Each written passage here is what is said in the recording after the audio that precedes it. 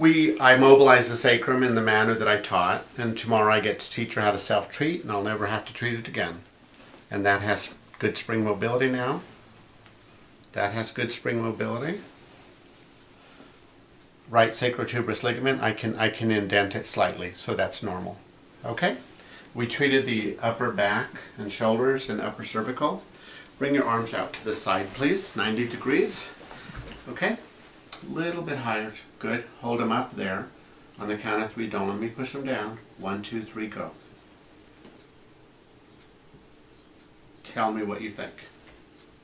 I feel better. You feel better? How so? I don't feel all the tightness. That I You don't feel all the tightness? And did you feel stronger with that I maneuver? felt much stronger. Good. So come on over here and we'll film. We won't get her face in it, so just drop the camera down while she turns. So let's have you lie on your back. Tell me how you felt walking and sitting. My right side felt looser. Okay, we're focusing on the pelvis. So the right side of your pelvis felt looser? Yes. Uh-huh. Yes. And what else? I felt, it's almost hard to describe. I felt more even. I felt like I was not having to put more weight on one side than the other. Just more, everything was more relaxed. Okay, very good. And we haven't had you up since we treated the neck and shoulders, so we'll get you up in a short while, but let me just demonstrate springing. So now I can spring that clavicle inferiorly. I see your whole arm move. Okay, I even see movement of your rib cage. Here's posterior spring. Here's spring through the acromion of the scapula, so that springs beautifully. And then I come underneath the first rib, that springs beautifully. Okay, and then I'm going to put your head in extension and test traction again. And now we have beautiful spring there. Point the camera to her feet, please. So it translates all the way through her body. And it was interesting because her husband mentioned that in college you were bent over looking at an engine and raising the hood up. So your head was down and the hood fell and hit you on the head. And that absolutely was the flexion injury I was looking for. That explains what we found up high.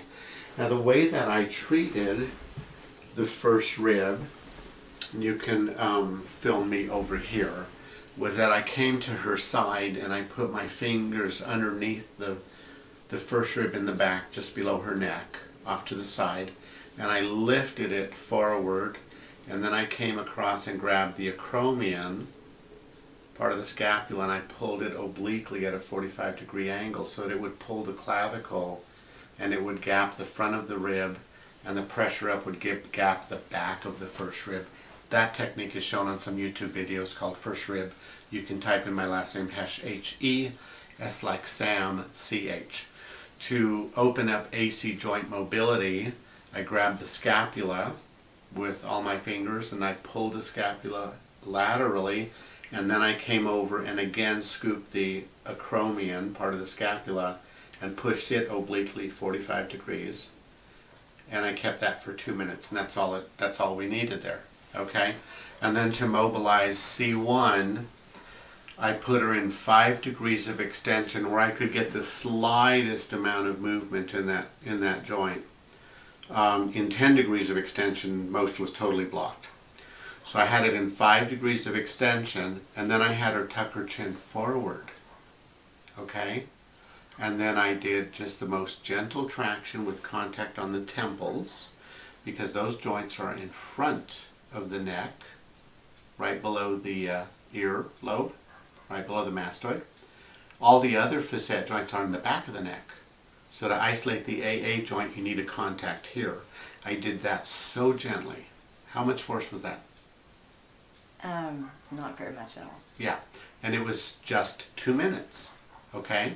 And now let's film, drop the camera down, and then slowly come up to get the back of her head, okay? And so I'm going to drop the table now. So now we're in at least 10 degrees of extension, and I'm doing that same contact on the temples. And I wrote a book chapter on this. It was published in February, and you can find a link on that. You can see the whole book chapter on my website or on ResearchGate. And now I can take up the slack, and I can spring it, and I see your feet bob up and down. So let's have you walk down the hall, and then come back and tell us how you feel. Keep filming.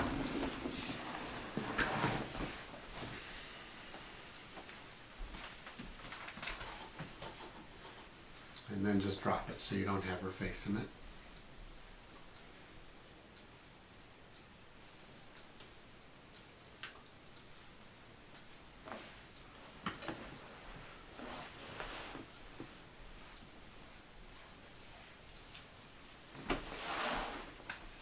Tell me how you feel.